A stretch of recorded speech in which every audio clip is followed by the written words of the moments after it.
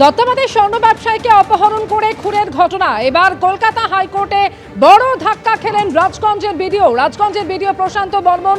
তার আগাম জামিনের আগে মঞ্জুর করেছিল বারাসাত কোর্ট, আর কলকাতা হাইকোর্ট এবার তা খারিজ করে দিল। এবং এক্ষেত্রে অত্যন্ত কড়া পর্যবেক্ষণ উঠে আসছে মাননীয় বিচারপতি তীর্থঙ্কর ঘোষের। এবং যেটা জানা যাচ্ছে যে 72 ঘন্টার মধ্যে তাকে আত্মসমর্পণ করতে হবে নিম্ন আদালতে। সঙ্গীরা জেলে আর বাইরে মাস্টারমাইন্ড, এটা ঠিক নয়, এমনই পর্যবেক্ষণ কলকাতা হাইকোর্টের। আর এবারে আপনাদের সামনে রাখবো যে ঘটনা পরম্পরা গত 28শে অক্টোবর স্বর্ণ ব্যবসায়ী কে অপহরণ এবং খুনের অভিযোগ ওঠে। এরপর 30শে অক্টোবর তার দেহ উদ্ধার করা হয়েছিল নিউ টাউন থেকে।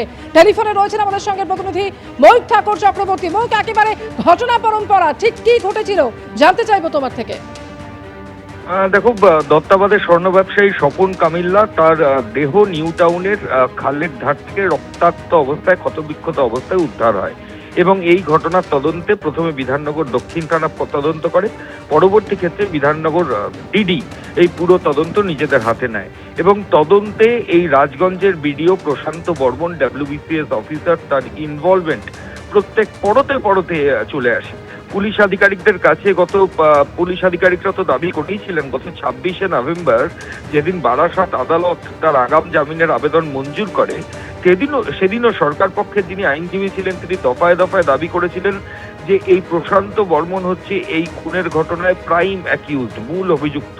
শুধু তাই নয়, নিজের বেল্ট খুলে ওই স্বর্ণ ব্যবসায়ীকে মারধর করেছে প্রশান্ত বর্মন এবং জুতো দিয়েও তাকে মারধর করা হয়েছে এবং এই মারধরের জেরেই ওই স্বর্ণ ব্যবসায়ীর মৃত্যু হয়েছে। তারপর তার দেহ নিয়ে একটা খালের ধারে গিয়ে ডিসপোজ করা হয়েছে। এই গোটা ঘটনায় প্রধান অভিযুক্ত হচ্ছে এই বিডিও। তার কলকাতায় আসার এভিডেন্স, ফ্লাইটের টিকিট থেকে তার টাওয়ার লোকেশন, প্রত্যেক তথ্য প্রমাণ কিন্তু পুলিশের তরফ থেকে যিনি পাবলিক প্রসিকিউটর ছিলেন তিনি বারাসাত কোর্টে দেন, কিন্তু দুপক্ষের বক্তব্য শুনে বারাসাত কোর্ট তাকে জামিন দেয়। পরবর্তী ক্ষেত্রে বিধাননগর কমিশনারেট আবার হাইকোর্টে যায়। আজকে হাইকোর্টের জামিনের আবেদন খারিজ হয়ে গেছে, কিন্তু পুলিশের তরফ থেকে যেটা প্রাথমিকভাবেই বলা হয়েছিল যে এই ভিডিও কিন্তু এই খুনের ঘটনায় মূল অভিযুক্ত।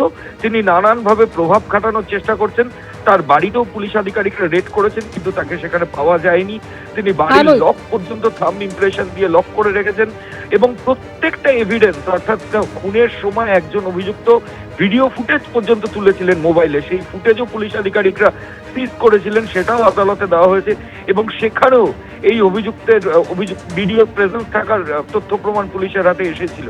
একেবারে সেই তথ্য প্রমাণ থাকার পরও এর আগে বারাসাত কোর্টে জামিনের আবেদন মঞ্জুর করে, আর সেই আবেদন এবার খারিজ করে দিল কলকাতা হাইকোর্ট। ধন্যবাদ ময়ূর। এবিপি আনন্দ, এগিয়ে থাকে, এগিয়ে রাখে।